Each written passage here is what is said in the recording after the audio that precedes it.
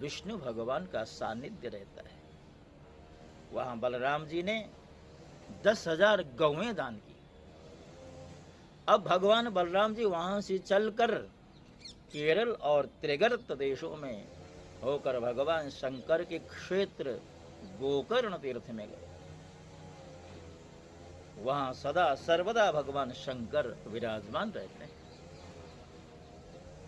वहां से जल से गिरे द्वीप में निवास करने वाली आर्या देवी का दर्शन करने गए और फिर उस द्वीप से चलकर शूरपारक क्षेत्र की यात्रा की। इसके पश्चात तापी, पयोष्णी और निर्विंध्या नदियों में स्नान करके वे दंडकारण्य में आए। वहां होकर वे नर्मदा के तट पर गए।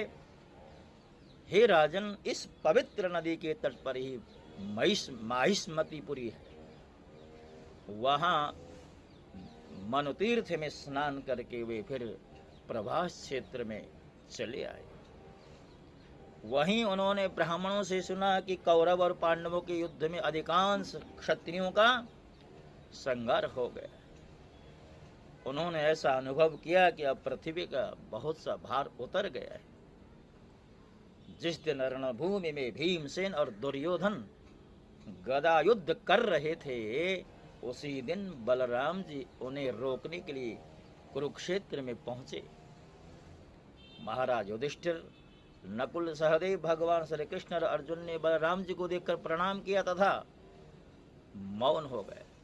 वे डरते हुए मन ही मन सोचने लगे कि ये न जाने क्या कहने के लिए यहाँ पधारे।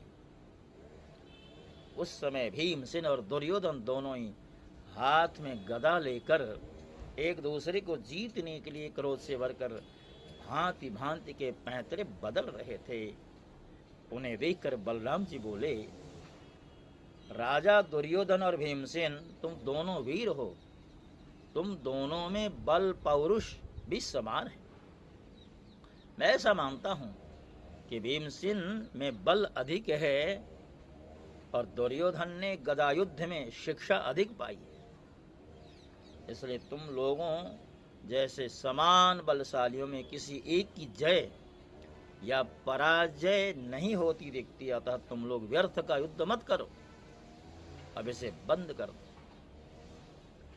हे राजन, बलराम जी की बात दोनों के लिए हितकर थी, परंतु उन दोनों का बैरभाव इतना दृढ़मूल हो गया था कि उन्होंने बलराम जी की बात नहीं मानी। वे एक दूसरे की कटुवाणी और दुर्व्यवहारों का स्मरण कर उन्मत्त हो रहे थे।